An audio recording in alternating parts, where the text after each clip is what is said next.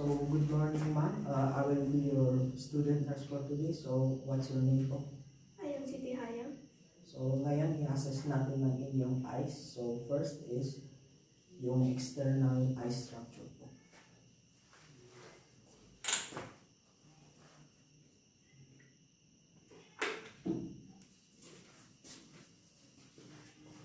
So, first, i-inspect natin ang inyong eyebrows.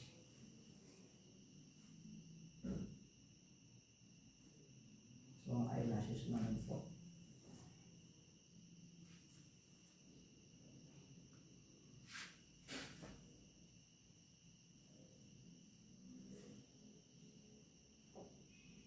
So, tingin po tayo sa up and down and side to side.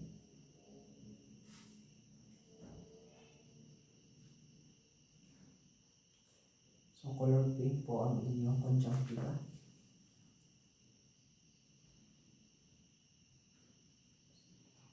So, ang sclera niyo naman po is color white.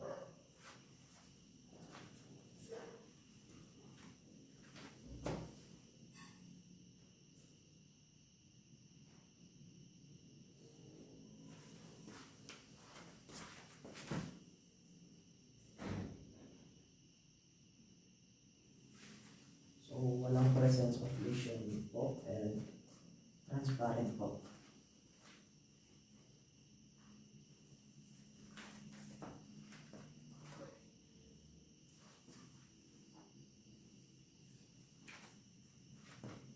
So, itatouch ko po ang inyong eyes, both po.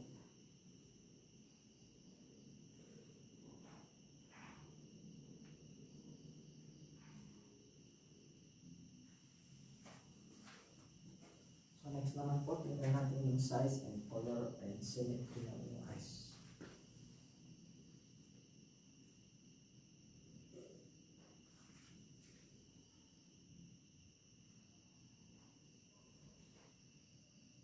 So, both eyes po is 5 and color brown po ang inyong pupil.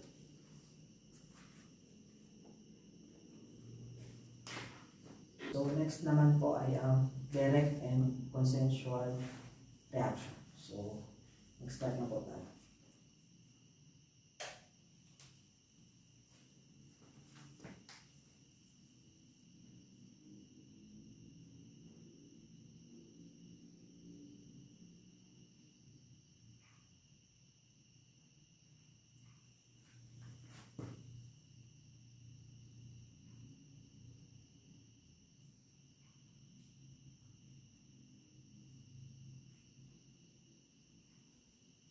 So, ang size po is 1. So, that's reactive po. So, both eyes is number 1, size 1. So, next na gagawin natin is ang accommodation. So, focus po tayo sa tip ng ating pendant. So, tingin po tayo sa malayo. Then, tingin po tayo ulit sa pendant.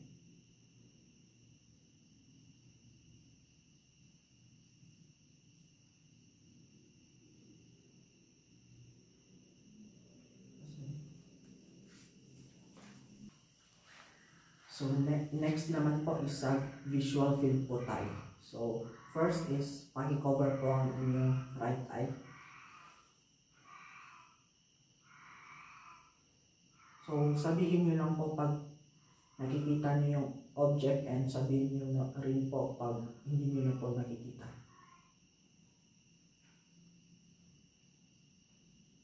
Yes. No.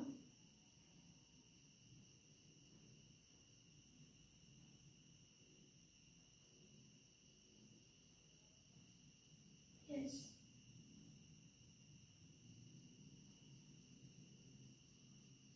No.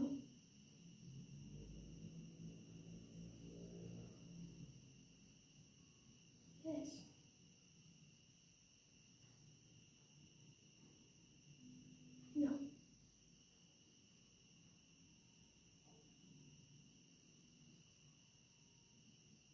Yes. No. So sa other eye naman po.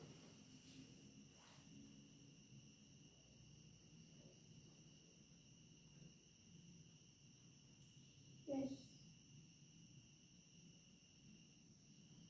No.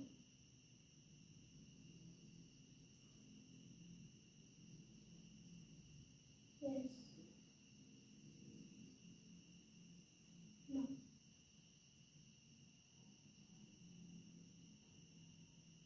Yes. No.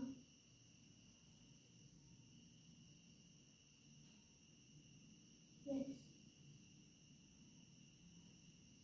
No. Next po na gagawin natin is the extraocular muscle test. So, focus po tayo sa tip ng ating pen light and i-follow nyo lang po siya and without moving your head. So, let's start.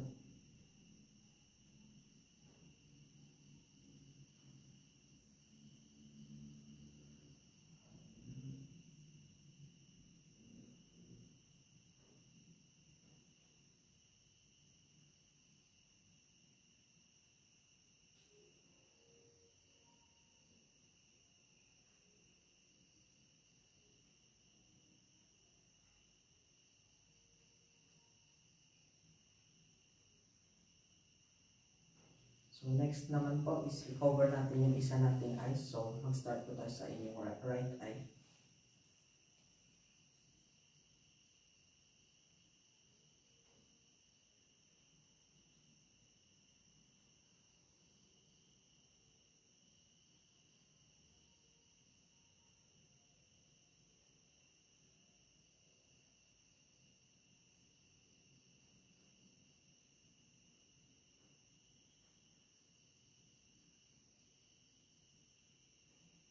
So next is sa left eye naman po.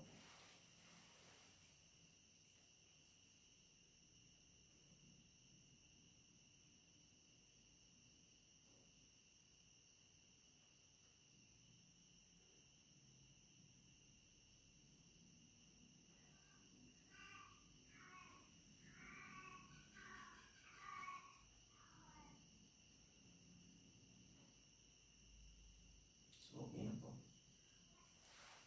So ngayon is i-test natin yung corneal light reflex dito.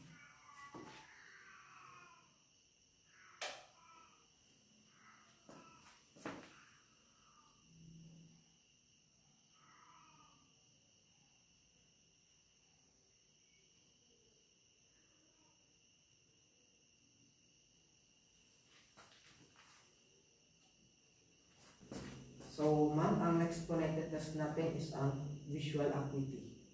So, tingin po tayo sa inyo sa ating Snellen chart. So,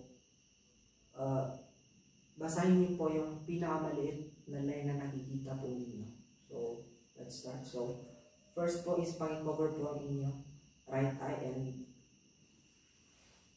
so, ano po yung line na nababasa niyo? A. So, pag-ibasa po yung mga letters. D. E. F. P. O. T. E. C. So, sa left naman po. So, anong line po yung nakikita niyo? A. So, pag-ibasa po. D. E. F. P. O. T.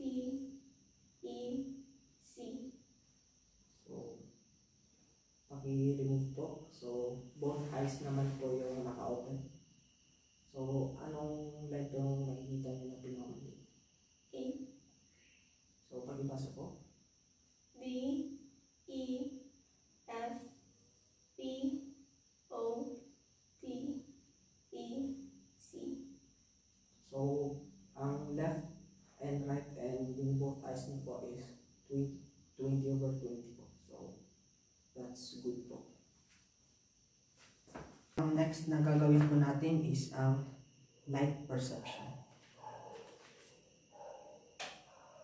So, sabihin niyo lang po kung naka-on or naka-off. On po ba or naka-off? Naka-on. Ito po ba, naka-on pa rin po ba o naka-off na po? Naka-on. How about po ito? Naka-off.